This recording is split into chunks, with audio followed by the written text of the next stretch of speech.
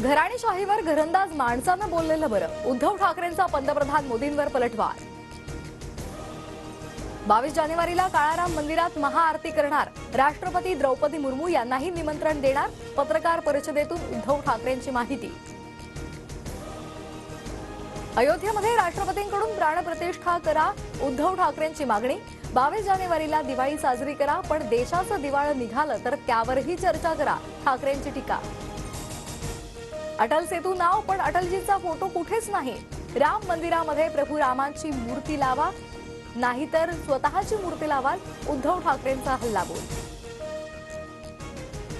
उद्धव ठाकरे आज कल्याण डोंबिवलीच्या दौऱ्यावर. शाखांना भेटी देणार. ठिकठिकाणी ठाकरेंच्या स्वागताचे बॅनर्स. तर आजचा मुख्यमंत्र्यांचा कल्याण दौरा रद्द झाल्यामुळे चर्चा. उद्धव ठाकरेंचं कल्याणमध्ये स्वागत दौरे आधीच केले असते तर परिस्थिती वेगळी असती. श्रीकांत शिंदेंचा उद्धव ठाकरेंना टोला. काँग्रेसचे नेते मिलिंद देवरा शिंदे गटात जाण्याची शक्यता. दक्षिण मुंबईमधून उमेदवारी मिळणार नसल्यामुळे मिलिंद देवरा नाराज असल्याची चर्चा.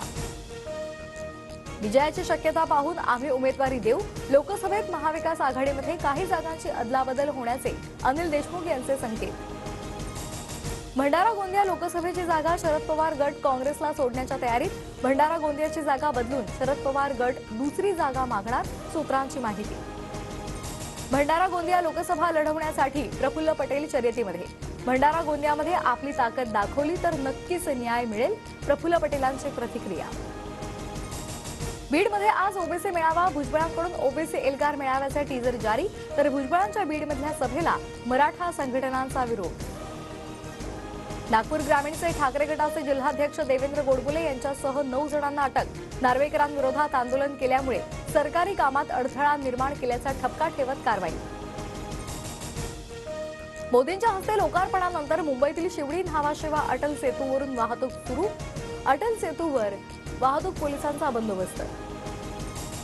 दिल्लीचे मुख्यमंत्री अरविंद केजरीवाल यांना ईडीचं चौथं समन्स. अबकारी धोरण प्रकरणी 18 जानेवारीला चौकशीसाठी हजर राहण्याचे आदेश. शरद मोहोळच्या खुनामध्ये मदत न केल्यामुळे मुन्ना पोळेकरनं एकावर गोळ्या झाडल्या. बंड गार्डन पोलिसांकडून गुन्हा दाखल. तर मोहोळ हत्या प्रकरणामध्ये आतापर्यंत 13 आरोपी अटकेत. अवकाळी आणि गारपिटीमुळे बाधित रत्नागिरीतील आंबा बागायतदारांना व्याजमाफी. 9 वर्षांनंतर 10,000 शेतकऱ्यांना लाभ. रेल्वेच्या तिन्ही मार्गावर उद्या मेगा ब्लॉक. ठाणे ते कल्याण, हार्बरवर वडाळा रोड ते मानखुर्द आणि पश्चिम रेल्वेवर सांताक्रूज ते गोरेगाव ब्लॉक असेल.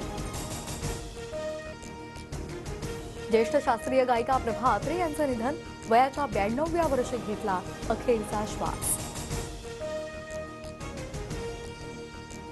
आकाश एनजी क्षेपणास्त्राची ओदिशामध्ये यशस्वी चाचणी.